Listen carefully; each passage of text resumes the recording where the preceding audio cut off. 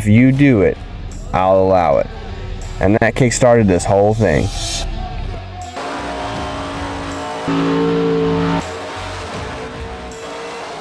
This is Kyle Douglas and his truck, Luxifer. And together they bring the joy of burnouts to the masses. And with the help of this guy, Weston Champlin, these two have put together an event known as the Horsepower Rodeos. And I have been fortunate enough to see this event firsthand at SEMA last November. So when I got told that if I got it done, it could run at the event, the only thing I had to say was, hell yeah!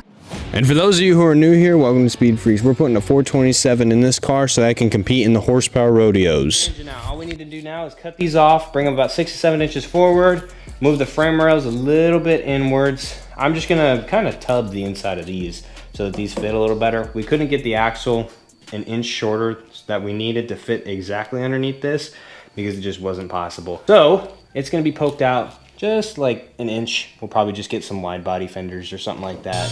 And then, yeah.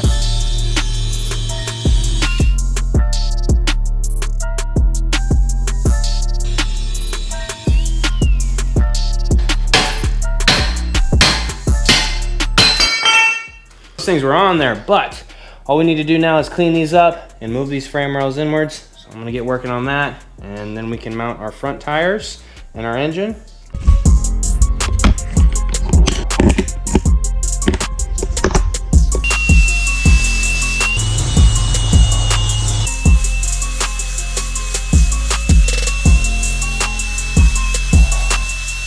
The one thing that I hate the most is I gotta take these off. Luckily I didn't weld them fully in, so it's not gonna be that hard, but I hate it.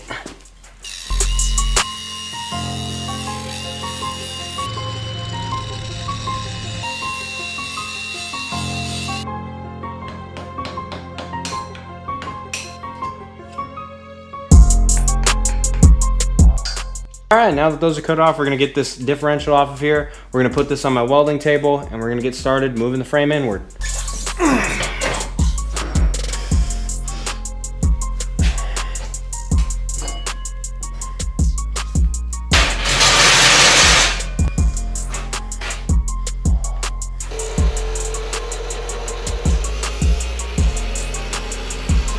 All right, now that these are both cut out, all we're literally gonna do is put it up to the edge of here, and then we're gonna weld it. Nice tapered edge so that the weld goes in deep, because it is still a big block, and it will rip this thing apart if it doesn't go in good enough.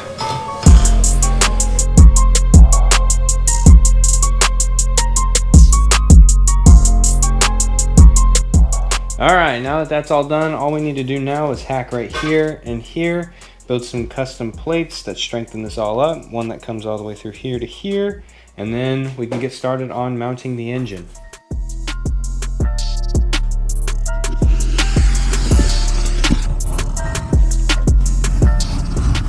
Here's a very high-tech piece of equipment used by thousands of engineers throughout time. It's a piece of cardboard.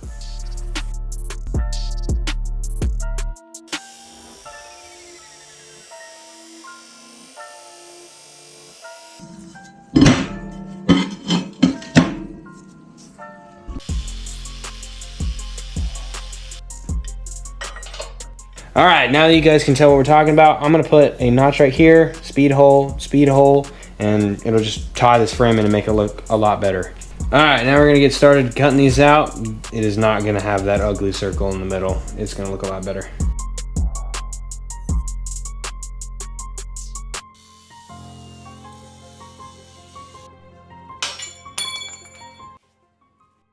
All right, now that those are cut off, we're gonna grab our Sawzall, and then we're just gonna cut right here, and hopefully this will all just drop out. Last time you checked in was about an hour ago, and it took a long time to cut this thing off. I wanna throw this across the room right now.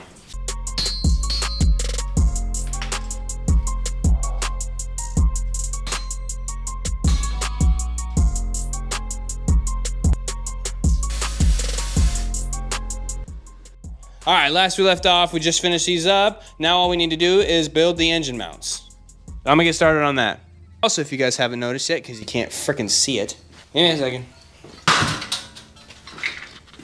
Also, if you guys haven't noticed yet, we got the Speed Freak shirt. I'm just testing them out right now, seeing how well they fit. There's going to be a design on the back, but I just wanted this just so that I can keep it as cheap as possible. All right, well, we're going to set the engine in here just so I can see where it goes, and then hopefully we're going to hit the old chop saw and then make our bullhorns.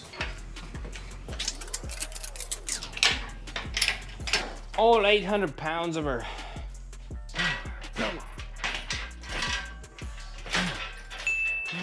What are you doing?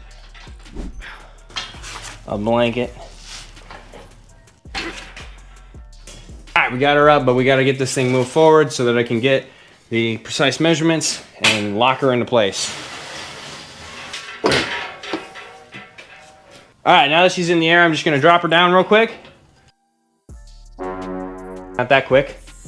So that we can get it centered, and then we can start on our engine mounts.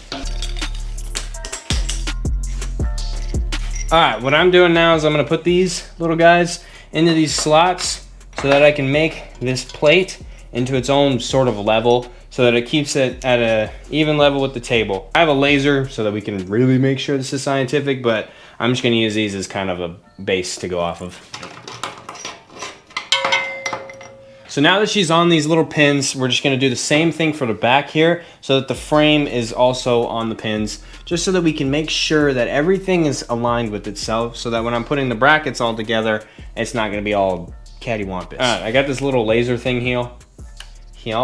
I got this little laser thing here so that we can make sure that everything's good. I'm gonna make sure to have the batteries correct. All right. Oh shit, definitely don't look at it, but. Well, now that we're all high on sci-fi, we just got to get these pins to here so that I can make sure that the frame is level and even with this plate. All right, now that we got these, we just got to tighten them in.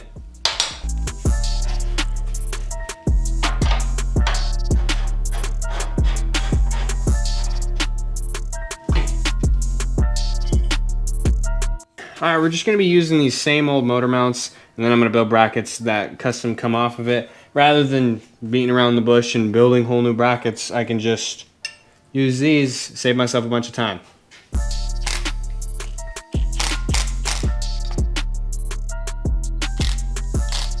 Now that we're here and everything's level, we're just gonna grab a piece of metal, put it up here, make an engine mount, and then we're good. Don't know if I'm just gonna reuse these and just build a flat plate that goes all the way up here, or if I'm gonna do the full nice design.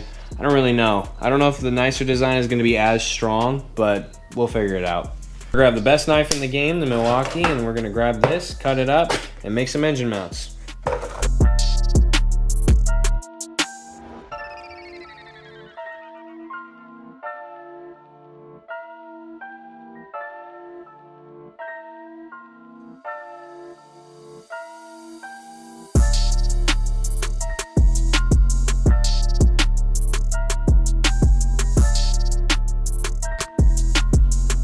So we messed up that one, but luckily I have a lot more cardboard. So we're gonna get on that, redoing it. I'm a little stupid. Measure once, cut twice, people. It'll get you.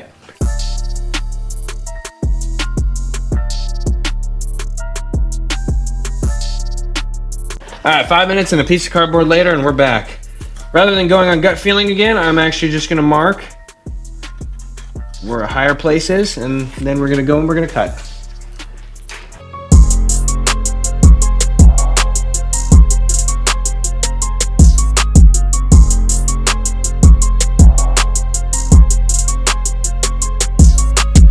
Problem, but not problem. We notched this frame so that I can have enough room for the tires to turn. Now, this bracket is about the same width as the tires, which is a problem.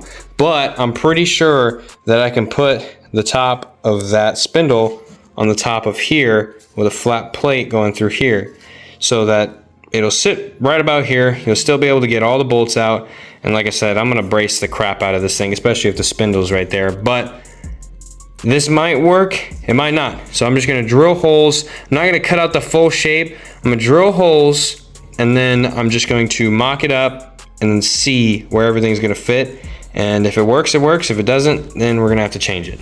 Video for next week, Thursday. I apologize for the cliffhanger, but it is midnight on Wednesday and I still have to edit and go to work tomorrow morning. And plus, I'm just trying to make this look as good as possible for you guys. I want something that's actually worth watching, not just something that's just gonna be produced and put out as a pile of crap. Because believe me, if I would have taken half the time that I did on some of these parts, this engine would be running. Most of the parts would probably be on it, but I don't want to do that. I want to actually produce something that is worth watching because I appreciate every single one of you. And I'll see you guys next week.